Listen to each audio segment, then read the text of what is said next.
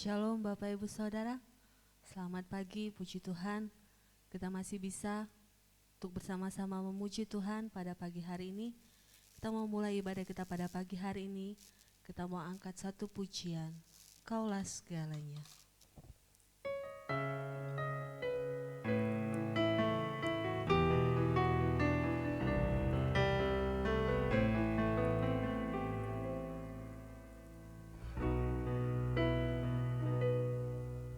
Bapa yang mengasihiku,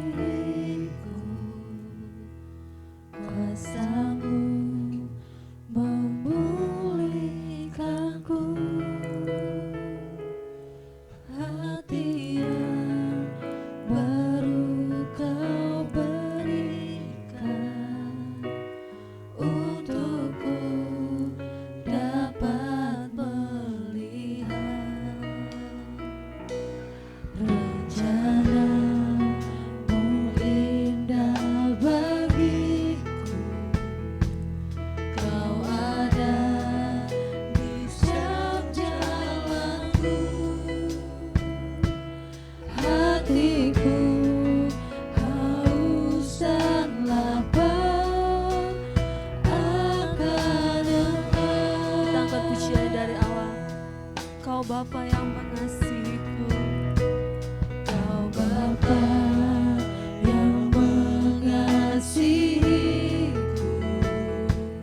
kuasa-Mu memulihkanku, hatiku baru Kau berikan untukku dapat melihat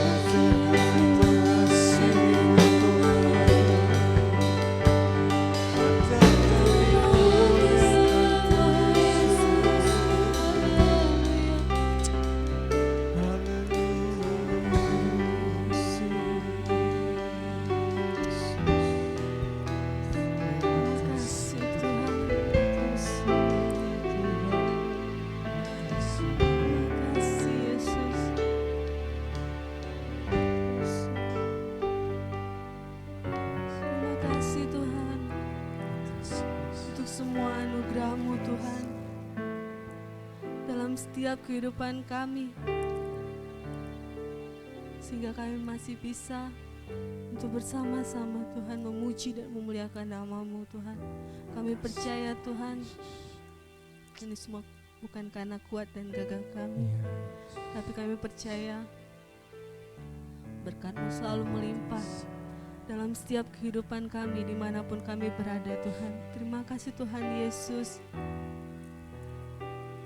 Inilah pujian kami, ini penyembahan kami Tuhan. Biarlah Tuhan penyembahan kami ini menyenangkan hati-Mu Tuhan. Tuhan Yesus, kami mau mulai ibadah kami Tuhan. Biarlah Tuhan Kau berkati ibadah kami dari awal sampai akhirnya Tuhan. Terima kasih Tuhan Yesus, di atas semuanya Engkau ampuni semua dosa dan kesalahan kami, supaya kami layak untuk menerima semua berkat dan anugerah-Mu. Terima kasih Tuhan Yesus. Kami serahkan doa ini hanya ke dalam tangan kuasa-Mu, hanya dalam nama Tuhan Yesus. Kami sudah berdoa dan mengucap syukur. Amin. Shalom Bapak Ibu Saudara. Puji Tuhan, kita masih bisa bersama-sama untuk beribadah pada pagi hari ini. Kita semua percaya bahwa Tuhan Yesus ada memberkati kita semua. Kita mau lanjutkan pujian kita. Kita mau katakan, hari ini hari yang telah dijadikan Tuhan. Amin.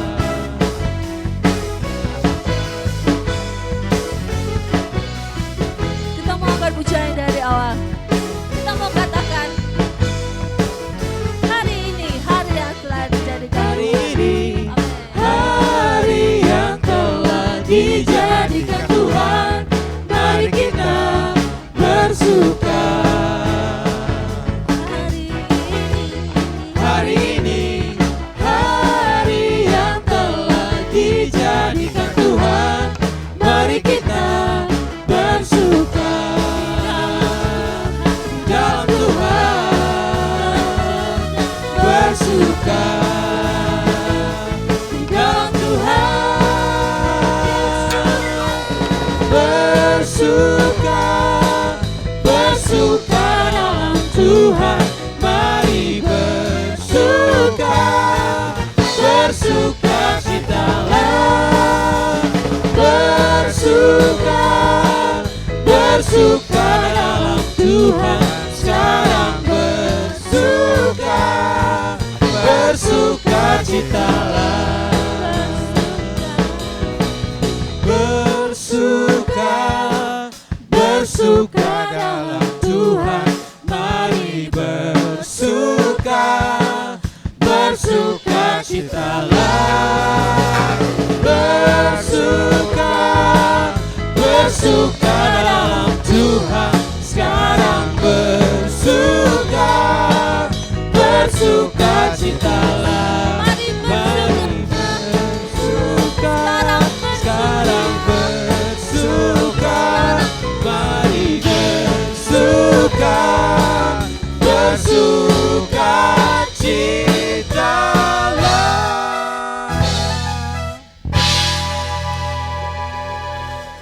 Amin. Puji Tuhan. Kita mau lanjutkan ibadah kita pada pagi hari ini. Kita mau mendengarkan sebagian dari firman Tuhan. Biarlah firman Tuhan pada pagi hari ini bisa menjadi rema dalam setiap kehidupan kita, bisa memberikan kelegaan jiwa kita yang haus akan firman Tuhan.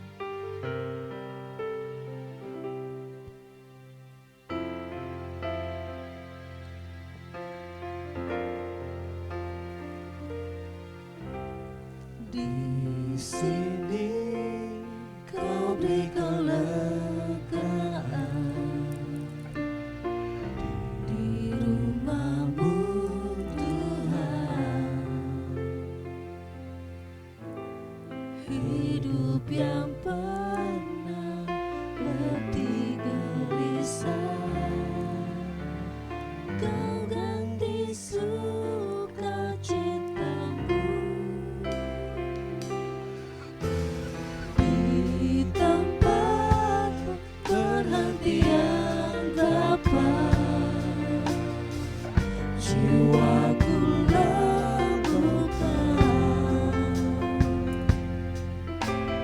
damai sejahtera dari tatamu.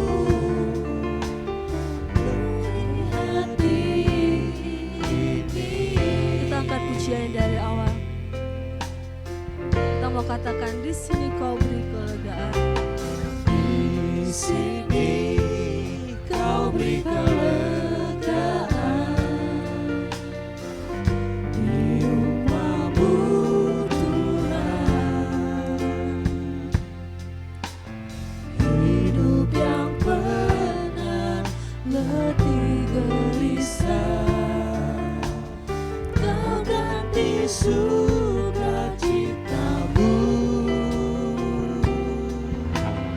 Di tempat perhentian dapat jiwaku lakukan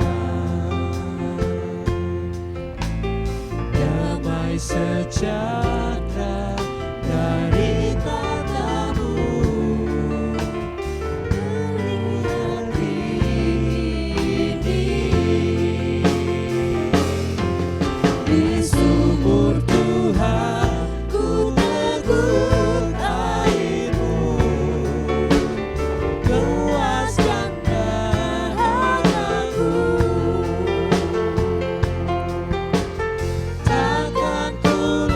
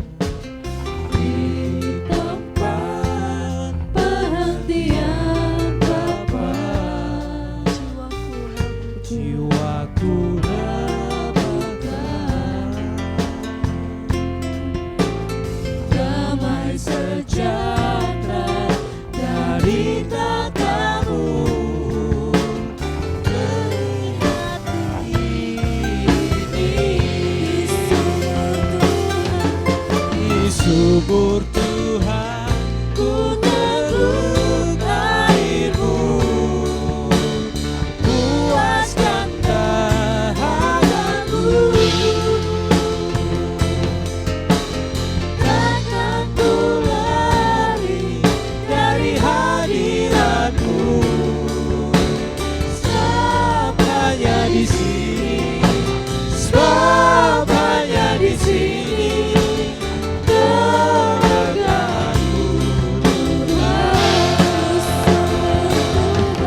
Di sumur Tuhan, ku teguk airmu, puaskan dahagaku.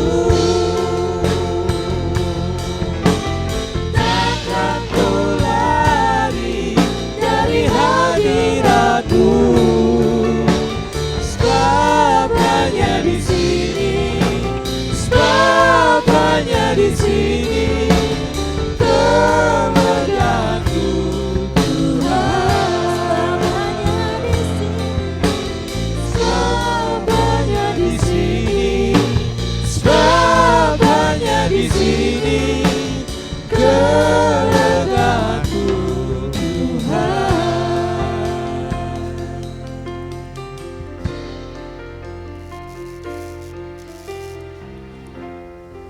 Terima kasih Bapak yang baik. Kami bersyukur Tuhan untuk pagi hari ini Bapak, untuk kesempatan yang boleh kami rasakan Tuhan, untuk kasih dan kemurahan Tuhan dalam setiap kehidupan kami. Kami ada sebagaimana kami ada saat ini Bapa, semua karena anugerah Tuhan dalam setiap hidup kami. Tuhan Yesus, sebentar kami akan mendengarkan firman Tuhan. Kiranya Tuhan Kau berkati setiap hati kami. Biarlah apa firman yang boleh disampaikan oleh hamba-Mu Tuhan, itu boleh menjadi rema dalam setiap kehidupan kami. Terima kasih Bapa yang baik, kami siap Tuhan. Dalam nama Tuhan kami Yesus Kristus. Haleluya. Amin.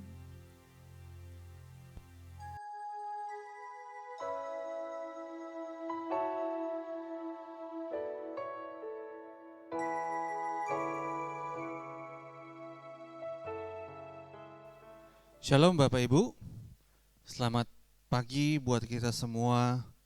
Puji syukur kepada Tuhan karena anugerah dan kebaikan Tuhan kembali kita bisa mendengarkan firman Tuhan pada minggu pagi hari ini. Dan kembali kita akan belajar firman Bapak Ibu saudaraku dengan tema iman yang benar. Iman yang benar. Bapak Ibu saudaraku, perlu diketahui bahwa untuk mengubah bangunan berpikir seseorang itu perlu waktu yang panjang. Mengubah bangunan berpikir seseorang itu perlu waktu yang panjang. Ketika dia berpikir salah, Bapak Ibu saudaraku, tidak mudah kita meluruskan cara berpikirnya. Sebagai contoh misalnya dulu kita kalau kecil suka ditakut-takutin begini. Awas di sana gelap, ada setannya. Jadi ini bagi yang mengalami ya. Jadi kita berpikir bahwa di tempat gelap itu ada setan gitu.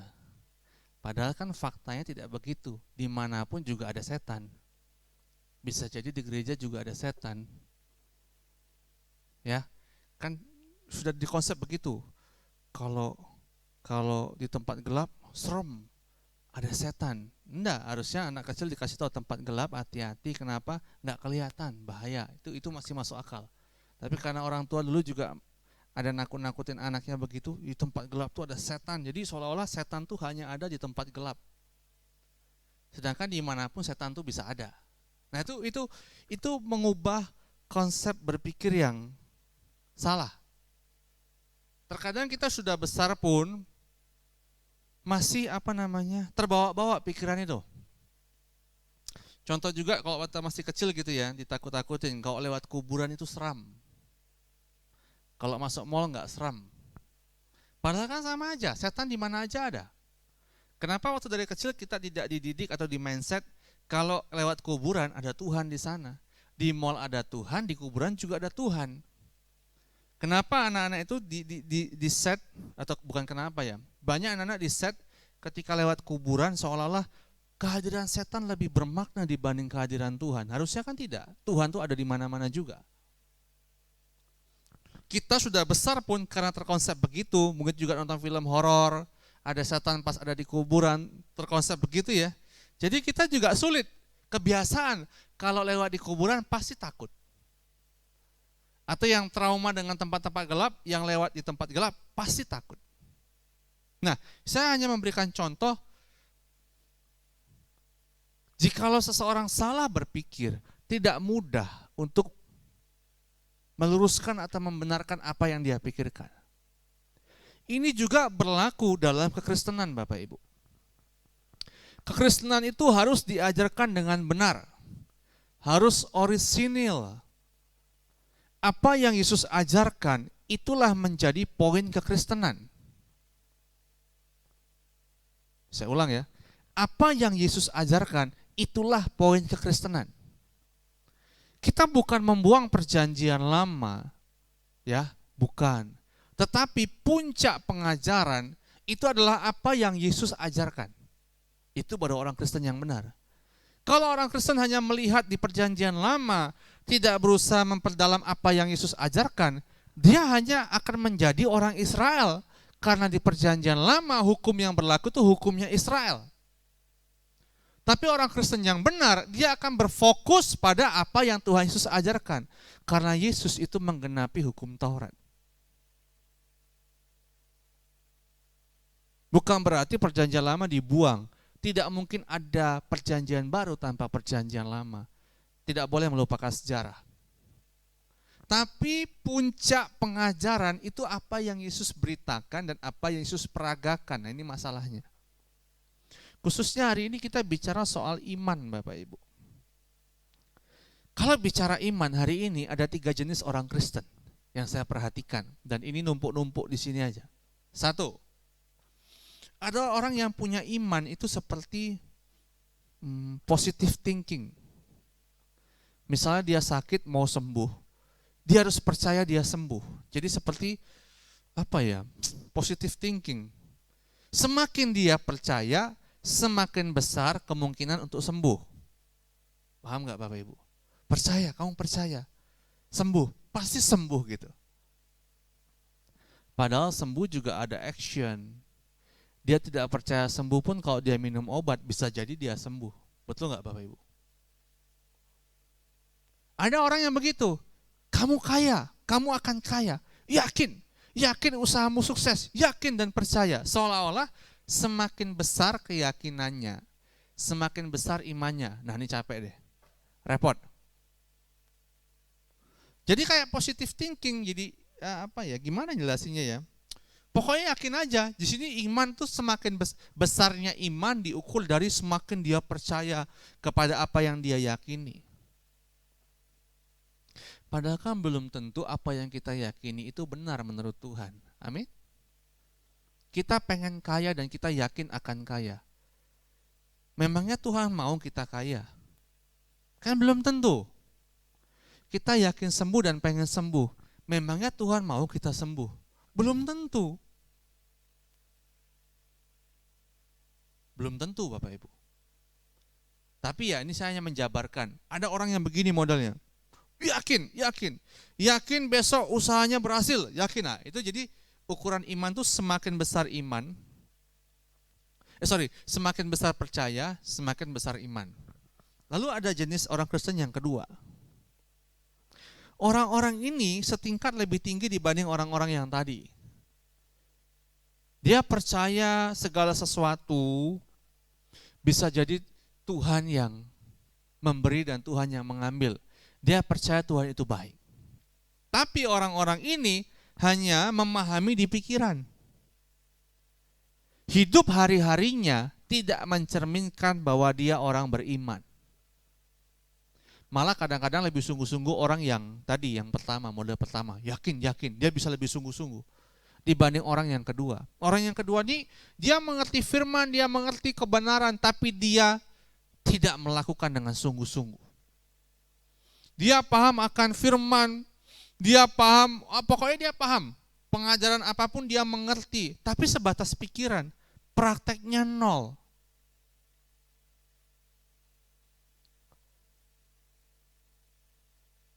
Jadi iman dia itu hanya iman di sini.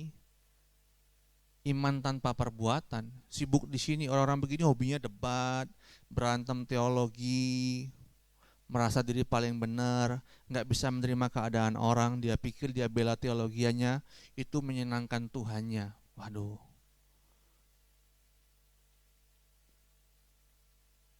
Sulit.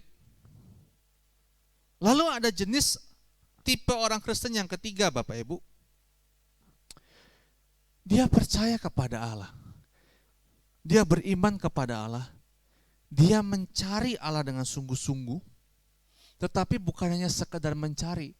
Dia pun mengalami Allah setiap hari. Mengalami Tuhan setiap hari. Dia bukan hanya beriman tanpa action. Justru tindakan imannya itu begitu nyata dari tindakannya sehari-hari.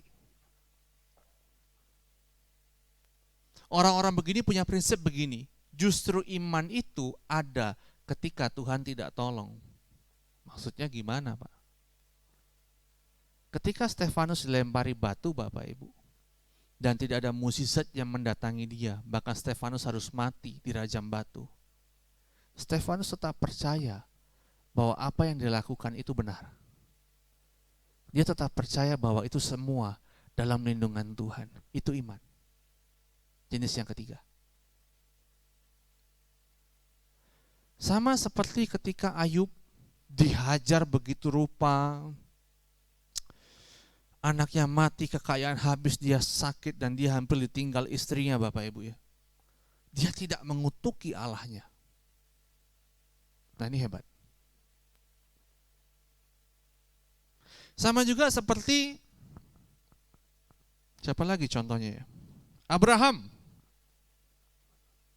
Yang dijanjikan banyak bangsa keturunannya akan menjadi seperti pasir di laut, bintang di langit, akan menjadi banyak bangsa, jadi bangsa keturunannya, Bapak Ibu. Walaupun dia tidak punya anak, dia tetap percaya. Dijanjikan di negeri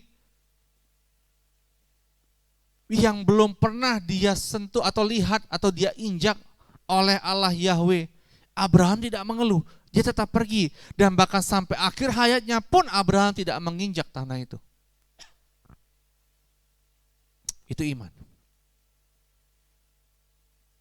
Nah, hari ini Bapak Ibu imannya yang mana?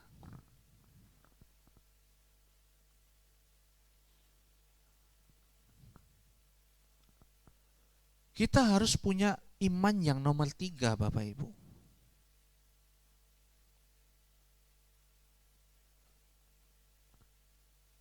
Iman itu justru ada ketika kita dalam keadaan sulit, kita tetap percaya, itu iman. Jangan seperti imannya bangsa Israel. Dia percaya kepada Allah ketika ada 10 tulah. Ketika laut Kolsom dibelah atau laut Tebrau dibelah. Ketika ada tiang awan, tiang api, baru percaya. Kita harusnya nggak level itu lagi. Iman jenis kita ini harusnya levelnya seperti jemaat mula-mula. Yang mereka disiksa, mereka dihancurkan, mereka dikejar-kejar oleh orang Romawi, dikejar-kejar oleh orang Farisi, Bapak Ibu Saudaraku ya. Mereka tetap percaya kepada Tuhan Yesus. Tetap memberitakan Injil.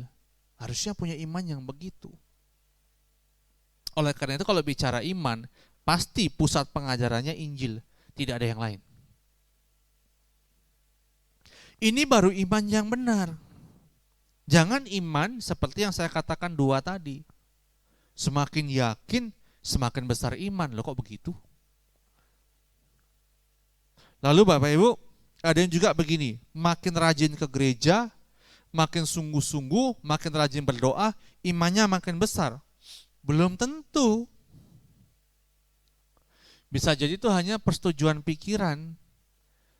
Banyak orang ibadah itu bukan ibadah sungguh-sungguh cari Tuhan, hanya sebuah aktivitas cuci dosa. Banyak orang ibadah hari ini hanya aktivitas cuci dosa. Dia merasa dia orang berdosa, dia ibadah supaya dosanya bersih. Seninnya dia dosa lagi, minggunya dia cuci bersih lagi. Ada yang begitu orang ibadah. Apa itu iman? Ini repot Bapak Ibu. Ada orang yang rajin berdoa karena dia merasa itu makin bertumbuh imannya. Walaupun kita harus berdoa, saya tahu, punya jam doa pribadi, saya mengerti. Tapi bukan berarti semakin panjang kita berdoa, semakin besar iman kita. Ya salah juga. Kita fokus hanya iman yang ketiga tadi Bapak Ibu. Iman yang dimulai dengan kesediaan bukan saja mengakui atau percaya bahwa Yesus itu Tuhan, tetapi bersedia mengikuti jejak Tuhan Yesus. Wajar firman Tuhan mengatakan iman tanpa perbuatan sia-sia. Jangan salah dengan konsep dibenarkan oleh iman. Seolah-olah ketika kita percaya, mengakui Yesus itu Tuhan lalu percaya, dibenarkan gitu. Tidak ada action apapun. Oh, Yakobus bilang iman tanpa perbuatan sia-sia. Orang yang tidak menjalani imannya dengan benar, menjalani iman di sini bukan seperti agama lain. Doa berapa jam satu hari, harus puasa. Enggak, itu bagian kecil. Menjalani iman itu ya Bapak Ibu ya, dari tiap detik, tiap menit, tiap jam kita mempraktekkan hidup sesuai dengan apa yang Allah inginkan. Itu baru mempraktekkan iman. Pertanyaannya gimana Om? Kita mengerti apa yang Allah mau, baca apa yang Yesus ajarkan. Contoh hidupnya. Ini baru benar. Jangan seperti orang Israel beriman hanya ada mukjizat. Jangan seperti orang Farisi beriman hanya sebatas pikiran. Pengetahuannya pintar tapi tidak ada action. Tapi berimanlah seperti Tuhan Yesus yang dalam keadaan sulit bagaimanapun dia tetap percaya.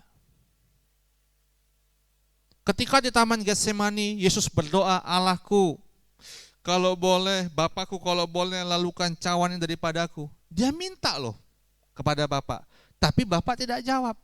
Dia tetap percaya melakukan tugasnya. Nah itu iman.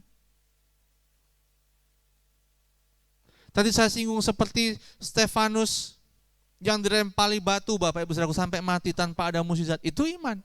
Sama seperti Paulus yang berkata, kalau boleh engkau cabut duri dalam daging. Ada sebuah penderitaan yang Paulus alami. Tapi Tuhan bilang, kasih karuniaku cukup bagimu. Dan Paulus pun tidak protes. Justru dia bilang, dalam kelemahan aku kuat. Bukan kuat secara fisik mungkin, tapi kuat secara iman. Justru kepercayaan dia diuji, ketika ada ujian itu datang, dia tetap percaya kepada Allah. Itu baru iman.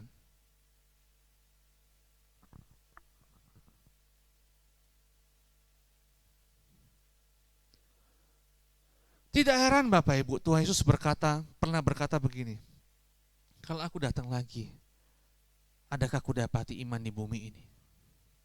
Saya baru tahu bahwa iman itu begitu sulit untuk kita dapatkan atau kita lakukan.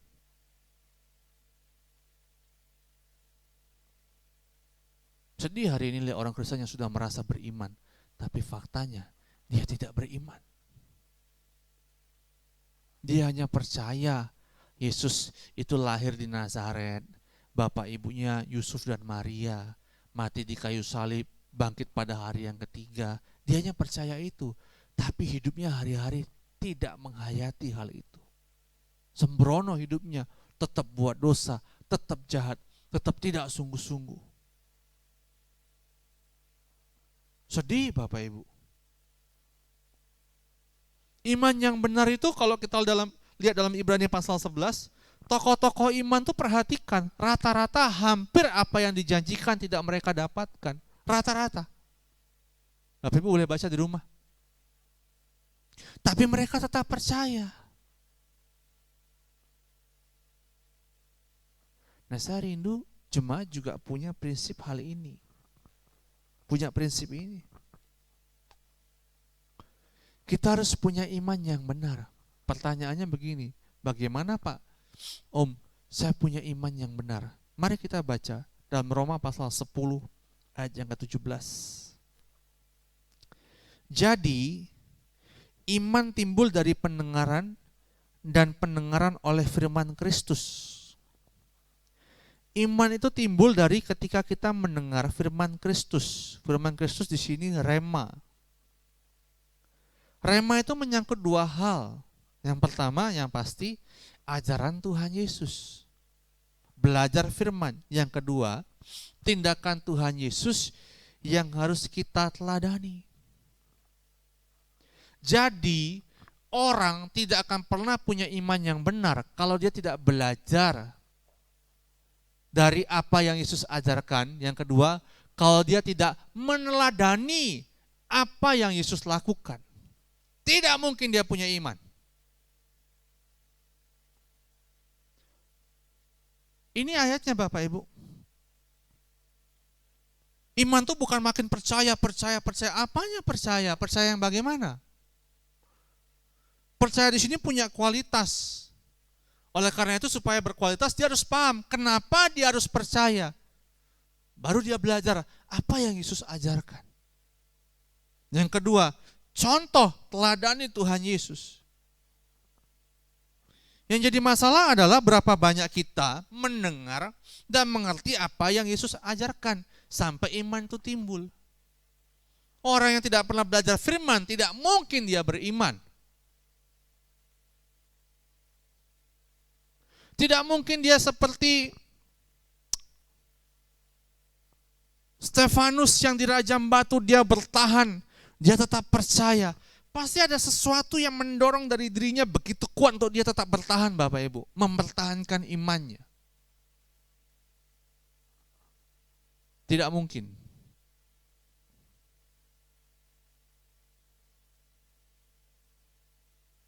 Tidak mungkin seperti para rasul yang mati martir dalam pelayanan mereka.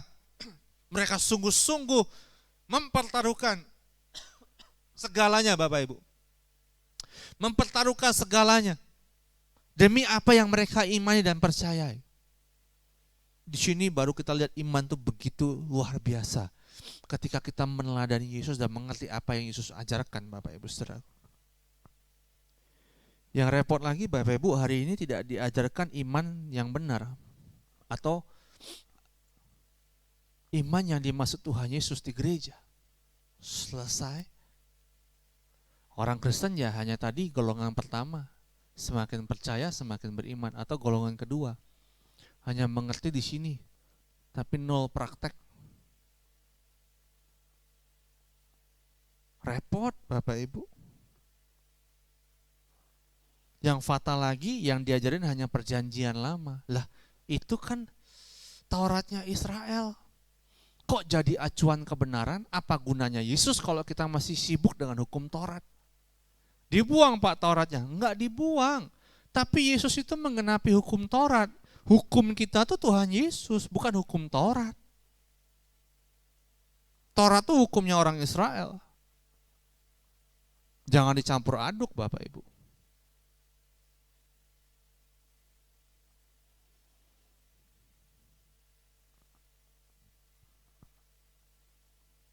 Mari Bapak Ibu Saudaraku. Apa yang Yesus ajarkan itu memberikan kita iman yang benar. Nanti Bapak Ibu bisa paham seperti kalimat damai yang melampaui segala akal.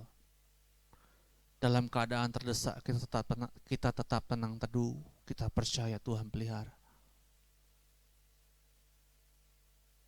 Dalam keadaan sulit kita tetap bersyukur. Apa yang kita ingin tidak tercapai pun kita tetap happy, tetap bersyukur. Bukan malah maksa-maksa Tuhan. Dalam nama Yesus harus dapat ini, harus dapat ini. Wah, nggak ada ayatnya. Nama Yesus itu berkuasa, betul. Tapi nama Yesus itu bukan mantra seperti dukun. Seolah-olah kalau pakai nama Yesus semua jadi beres. Tolong digaris bawah itu Bapak Ibu. Kita berdoa dalam nama Yesus harus dan wajib, tapi jangan jadi kayak dukun. Oleh karena itu ketika saya berdoa untuk orang sakit pun saya mikir-mikir. Saya tidak paksa harus sembuh. Enggak. Tuhan, jika Tuhan berkehendak. Tuhan beri yang terbaik dalam nama Yesus. Gitu. Setiap ada masalah orang, saya tidak pernah mengarahkan orang harus begini. Enggak. Mengarahkan pasti, tapi tidak mengiyakan. Harus begini, pasti jadi begini. Tuhan maunya begini. Oh, belum tentu. Saya enggak berani. Biarkan kehendak Tuhan yang jadi. Justru kadang-kadang orang dikasih Tuhan masalah itu supaya imannya diuji. Amin. Misalnya ada orang datang sama kita, punya masalah soal keuangan. Bukan berarti ketika uangnya pulih, itu solusi yang terbaik buat dia. Belum tentu. Kadang-kadang pun Tuhan proses dia, di balik itu pasti ada maksud Tuhan, di mana Tuhan proses dia, imannya ditajamkan di sana. Kenapa aku dibuat miskin? Kenapa aku dibuat sulit? Kenapa aku dibuat bangkrut? Pasti ada cara Tuhan mendidik dia. Tuhan bisa pakai cara apapun Bapak Ibu. Kenapa aku dibuat sakit? Kenapa bisnisku dibuat gagal? Kenapa tenderku gagal? Pasti ada cara Tuhan di situ. Tugas kita sebagai sesama teman, sebagai gembala, menguatkan, percayalah Tuhan itu tidak salah. Coba teliti apa maksud Tuhan di sana. Perkarakan itu dengan Tuhan. Saya pasti arahkan ke sana.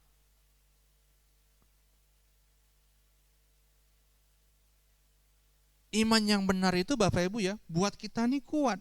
Kenapa? Karena kita percaya dengan sungguh-sungguh. Bagaimana kita bisa percaya dengan sungguh-sungguh? Belajar. Apa yang Yesus ajarkan itu bisa membuat murid-murid rela mati martir. Petrus yang pengecut, tiba-tiba bisa khotbah 3.000 orang bertobat, memberi diri dibaptis Bapak Ibu.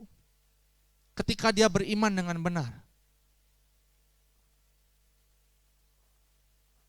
Kita juga sama. Di tengah situasi sulit hari ini, orang percaya itu belajarlah seperti Tuhan Yesus. Menikmati segala keadaan, percaya kepada Bapa bahwa apa yang Bapa berikan dalam hidup kita sesuai dengan rencana indahnya. Untuk sampai level ini kan masih belajar. Harus sungguh-sungguh dihayati Bapak Ibu. Kuncinya cuma satu, mau dengar gak Bapak Ibu? Rela tinggalkan dunia. Bagaimana orang bisa memahami kebenaran yang hakiki dalam hidupnya ketika dia meninggalkan percintaan dunia? Di dalam Lukas 16 ayat 11, Lukas pasal 16 Bapak Ibu ayat yang ke-11, demikian firman Tuhan. Jadi jikalau kamu tidak setia dalam hal mamon yang tidak jujur, siapakah yang akan mempercayakan kepadamu harta yang sesungguhnya? Harta di sini aletheia. Sama dengan Yohanes 14 ayat 6, akulah jalan dan kebenaran. Kebenaran di situ aletheia. Kebenaran inilah yang memerdekakan orang Kristen. Jadi setiap orang Kristen yang benar, dia tidak pernah takut apapun. Dia tidak pernah khawatir tentang apapun. Tentu waspada pasti, tapi dia nggak khawatir. Ini orang Kristen yang benar. Orang Kristen yang benar itu udah pasti otomatis optimis, yakin aja gitu. Ya kalau udah begini ya sudahlah, udah begitu udah, yang penting besok aku sungguh-sungguh kerjain lagi bagianku. Makin hari makin suci, tanggung jawab dengan hidup, kerja keras. Lalu ketika dia belajar meninggalkan dunia, dia akan terseret dalam sebuah situasi, dunia itu bukan rumahnya lagi. Orang yang beriman dengan benar akan menyadari bahwa dunia ini bukan rumahnya lagi. Rumahnya di mana? Nanti di balik kematian.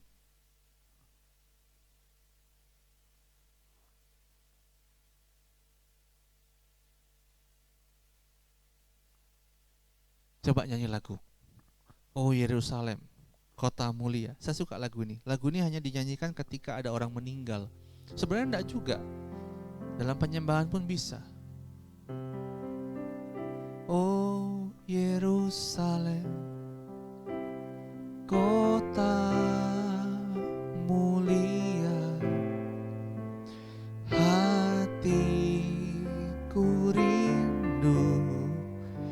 sana. Bagus kan lagunya? Oh Yerusalem. Oh Yerusalem, kota mulia, hatiku rindu ke sana. Jadi fokus kita tuh nggak di sini lagi, di sana. Langsung nyanyinya, tak lama lagi Tuhanku datanglah, bawa saya masuk sana. Tak lama lagi Tuhanku datanglah, bawa saya masuk sana. Nggak heran Bapak Ibu ya, orang-orang jemaat mula-mula ketika mereka sudah menggembu-gembunya cinta akan Tuhan ya, jadi orang Kristen, mereka rela loh jual hartanya semua. Mereka bagi-bagi di antara mereka, karena mereka berpikir hidup itu singkat. Siapa tahu Yesus akan datang pada saat itu. Mereka rela mati, mereka sungguh-sungguh hidup benar. Walaupun mereka teraniaya, mereka disiksa. Itu baru iman yang benar, percaya. Saya mau ajak Bapak Ibu jemaat juga punya iman level ini. Dalam keadaan sulit hari ini, berkali-kali berminggu-minggu saya khotbah selalu mengatakan bahwa justru bagus keadaan begini, mengingatkan kita, merefresh kita, ibarat kita kalau komputer kita di restart, disadarkan, dibuat nol lagi bahwa dunia segini aja. Kita harus punya iman yang benar, yang meyakinkan kita atau menyadarkan kita bahwa akan ada kehidupan di balik dunia hari ini. Dan Tuhan Yesus contohnya, ketika Bapak tidak tolong dia di Taman Getsemani pun, dia tetap rela mati. Murid-murid yang juga rela mati, mereka sampai harus mati demi mempertahankan iman yang mereka imani, mereka percayai Bapak Ibu. Mereka ada pengharapan itu. Bagaimana Pak pengharapan itu timbul, iman itu timbul? Belajar firman. Pelajari apa yang Yesus ajarkan. Baca terus. Jangan malas baca firman. Mari Bapak Ibu Saudaraku. Mungkin hari ini situasi sulit. Dan Bapak Ibu pun tidak habis pikir kenapa ya begini, kenapa ya begitu. Mungkin ada yang gajinya dipotong berapa persen. Ya begini Mas, begini, oh begini. Ada yang dagang omsetnya sepi ya begini. Mungkin ada yang kena COVID, kok kenapa begini ya Om, gini-gini. Percayalah. Semua itu masih dalam tangan Tuhan yang kuat menopang kita. Dan jikalau Bapak mengizinkan ini terjadi pada anak-anaknya, tidak mungkin itu melebihi kekuatan kita Bapak Ibu. Gimana supaya kita bisa tenang Om? Pahami maksud Tuhan. Kenapa Tuhan taruh itu di hidup kita. Dan ini pribadi. Perkarakan itu dengan Tuhan setiap pribadi. Ambil waktu untuk berdoa, baca firman. Cari Tuhan sungguh-sungguh Bapak Ibu. Sehingga kita bisa paham, oh ini maksud Tuhan dalam setiap kehidupanku. Kiranya firman hari ini memberkati kita semua. Amin. Kita naikkan pujian. Ajarku memahami semua yang kau ingini, agar hidupku puaskan hatimu. Bagimu aku rela sepenuh hati menghamba, serahkan diri genapi karyamu. Dari awal Bapak Ibu kita naikkan pujian ini. Sering ku tak mengerti Tuhan, sering ku tak mengerti jalan-jalan-Mu Tuhan, bagai dibelah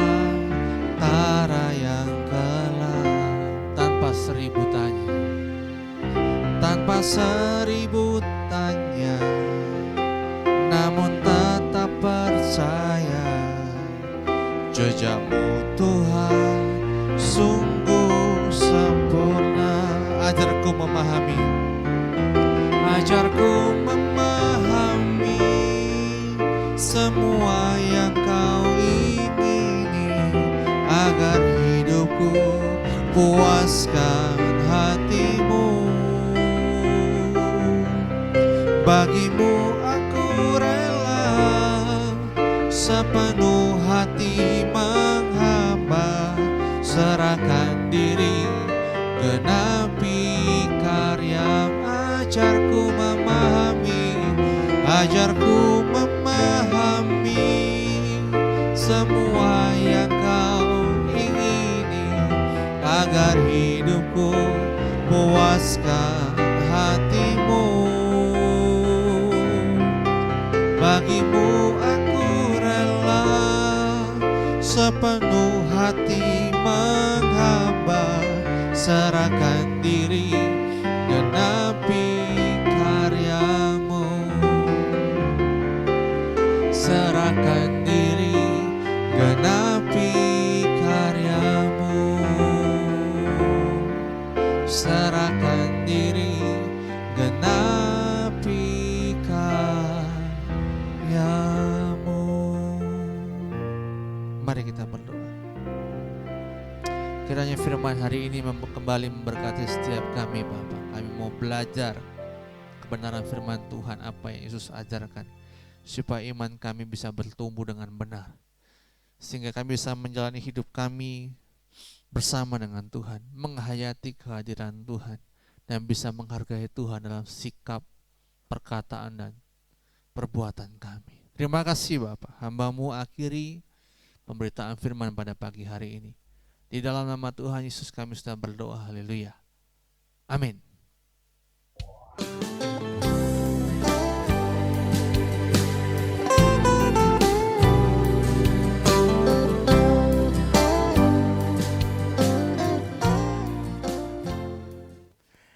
Shalom, Bapak Ibu sidang jemaat GPTP Tania, baik Palembang maupun Kayu Agung yang saya cintai. Tuhan memberkati kita semua. Saya berharap kita diberkati, dikuatkan, dicerahkan, dilegakan oleh firman Tuhan yang sudah kita dengar pagi hari ini. Kiranya Tuhan akan memberkati kita sekalian. Sebentar kita akan akhiri ibadah kita. Saya rindu menyanyi satu pujian. Bapa, Engkau sungguh baik.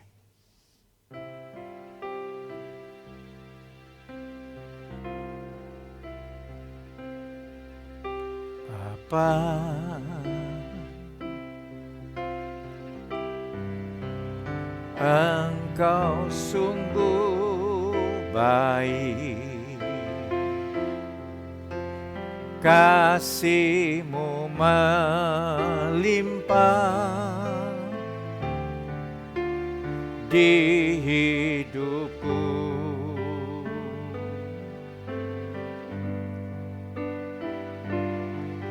Bapa,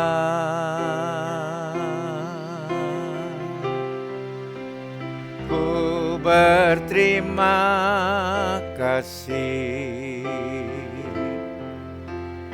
berkat-Mu hari ini yang Kau sediakan bagiku.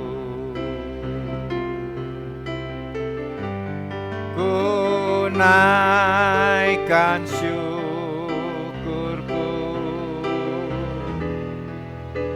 buat hari yang Kau beri. Tak habis-habisnya kasih dan rahmat-Mu,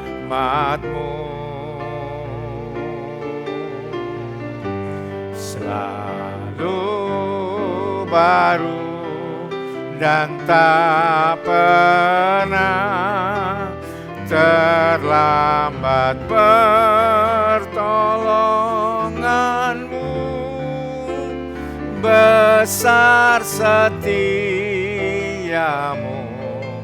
di sepanjang hidupku. Besar setiamu, besar setiamu, besar setiamu, besar setiamu di sepanjang hidupku. Terima kasih Tuhan,